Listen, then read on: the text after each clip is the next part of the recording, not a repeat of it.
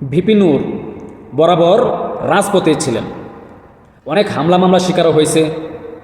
5ই আগস্টের আগে আওয়ামী লীগ সরকারের সময় ছাত্রলীগের হাতে অনেক মায়ের মুড়ো খাইছে।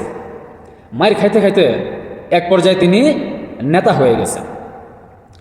আসিয়ার ধর্ষণের ঘটনায় গণজাগরণ মঞ্চে ছাত্রদের সাথে বিক্ষোভে যোগ দেন মধ্যরাতে দ্য প্লটুড boy VP Nur. VP Nur সেখানে পুলিশের উপর হামলা এবং আওয়ামী লীগ নিয়ে কিছু সমালোচনা করেছেন। ভিপি নূর বলছেন, কোনো ধরনের উগ্রতা, কোনো ধরনের ভায়োলেন্সকে আমরা সমর্থন করি না এবং আমরা প্রমোটও করি না। সেক্ষেত্রে পুলিশের সাথে যে ঘটনাটি ঘটেছে এর একটা নিরপেক্ষ তদন্ত করা দরকার। যদি আন্দোলনকারীর পক্ষ থেকে পুলিশকে অ্যাটাক করা হয় তাহলে তার একটা বিচার হওয়া দরকার। জঘন্য ঘটনা। কারণ আইনশৃঙ্খলা বাহিনীকে এভাবে যদি আমরা টার্গেট করি তারা তো চুপ হয়ে থাকবে। তখন এই যে রাস্তায় চিন্তায় চুরি ধর্ষণের ঘটনায় আমরা যে আইনের প্রতিক্রিয়া চাব তারা তো করতে পারবে না। একই সাথে আইনশৃঙ্খলা বাহিনীর সেই অতি উৎসাহিত সদস্যরা যদি একজন নারী কিংবা একজন ছাত্র তার সাথে মার্জিত ভাষায় কথা বলা দরকার, সেটা না করে তাদেরকে যদি উস্কে দেয় তাহলে তাদেরকেও সেই দায়ভার নিতে হবে। বিভিন্ন বক্তব্য তিনি সেখানে দিয়েছেন। তিনি বলছেন যে অপরদিকে জুলাই মঞ্চ আওয়ামী লীগ নিষিদ্ধের দাবিতে অবস্থান করেছেন। অত্যন্ত যৌক্তিক দাবি, মানে ভিপি নূরের বক্তব্য এটা অত্যন্ত যৌক্তিক দাবি। ফেসিবাদকে যদি নিষিদ্ধ করা না হয়, শক্তভাবে যদি মোকাবেলা করা না হয় তাহলে তারা মাথাচাড়া দিয়ে উঠতে পারে। আবার এই ইস্যুকে কেন্দ্র করে, মানে আসিয়ার ধর্ষণের ইস্যুকে কেন্দ্র করে রাজনৈতিক এজেন্ডারা সক্রিয় হতে চাচ্ছে। এ বিষয়ে আমাদের সতর্ক এবং সচেতন থাকা দরকার। আমরা প্রতিবাদ করছি, এই সরকার আমাদের আন্দোলনের, আমাদের রক্তের, ত্যাগের সংগ্রামের বিনিময়ে প্রতিষ্ঠিত হয়েছে। সরকারকে যেমন আমরা সহযোগিতা করব, তেমনি একই সাথে সরকারের অন্যায্য সিদ্ধান্তের বিরুদ্ধে প্রয়োজনে রাজপথে নামব। তো ভিপি নূর বলতেছে, যেহেতু আমাদের সরকারকে চাপ দিয়ে আমরা দাবি আদায় করতে পারব, কিন্তু এই সরকারকে ব্যর্থ হতে দেওয়া যাবে না।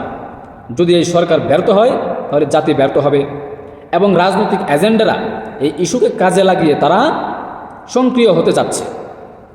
তাই জুলাই মঞ্চ এই আওয়ামী লীগকে নিষিদ্ধের দাবিতে তারা বিক্ষোভ করছে।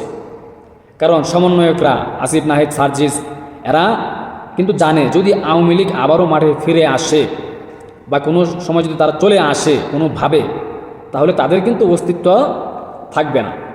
তো ভিপি নূর কিন্তু এই ভয়টাই পাচ্ছে, আর এই জন্যই কিন্তু সতর্ক করছে যে তারা যেন কোনোভাবে সক্রিয় হতে না পারে, আওয়ামী লীগকে যেন নিষিদ্ধ করা হয়। এবং ভিপি নূর পাশাপাশি পুলিশের উপর যে হামলা হয়েছে সেটার একটা তদন্ত করতে বলেছে। কেননা আজকে মানে 5ই আগস্টের পর থেকে দেখেন পুলিশকে রাস্তায় মারধর করছে, জুতা দিয়ে বাড়ি মারতেছে, অটোওয়ালা মারতেছে, অটোর সাথে ঝুলাই নিয়ে যাইতেছে। আরে ভাই, তারাও তো মানুষ। হয়তো কিছু পুলিশ রাজনৈতিকভাবে ব্যবহৃত হয়েছে, কিন্তু আজকে আইন শৃঙ্খলা বাহিনীর সাথে আমরা যে আচরণ করতেছি তারা তো নিরুপায়। তারা কি করবে? এভাবে যদি আইন শৃঙ্খলা বাহিনীর উপর আমরা অত্যাচার করি তাহলে তো তারা কোনো সঠিক পদক্ষেপ নিতে পারবে না, তারা তো ভয় পাচ্ছে। এই যে স্বরাষ্ট্র উপদেষ্টা জাহাঙ্গীর, মানে গন্ডারের চামড়া, এত কিছু ঘটতেছে, তার পদত্যাগের জন্য তার বাসভবন পর্যন্ত ঘেরাও করতেছে, তারপরেও তিনি পদত্যাগ করেন না। মানে ক্ষমতায় গেলে মানে চেয়ারে বসলে আর উঠতে ইচ্ছে হয় না।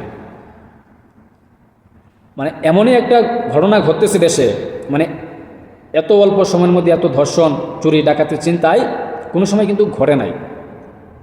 আর ঘটলো এগুলো কিন্তু নিউজে আসছে না। কিন্তু এখন এই সরকার বসার পর মানুষে ভাবছিল যে 6 মাসের মধ্যে একটা অদ্ভুত পরিবর্তন দেখা যাবে, কিন্তু তার কিন্তু কিছুই হচ্ছে না। এবং পুলিশকেও তার সঠিক কাজ করতে দেওয়া হচ্ছে না। কারণ বাঙালি জাতি ডান্ডা খায়া ঠান্ডা না হওয়া পর্যন্ত মানে তারা শান্ত থাকে না। তাই আমি মনে করি আর কি, যে পুলিশকে সর্বোচ্চ পাওয়ার দেওয়া দরকার, তারা যেন মাঠ কন্ট্রোল করতে পারে।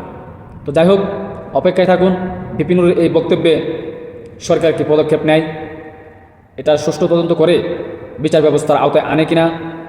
অপেক্ষায় থাকুন। আসসালামু আলাইকুম।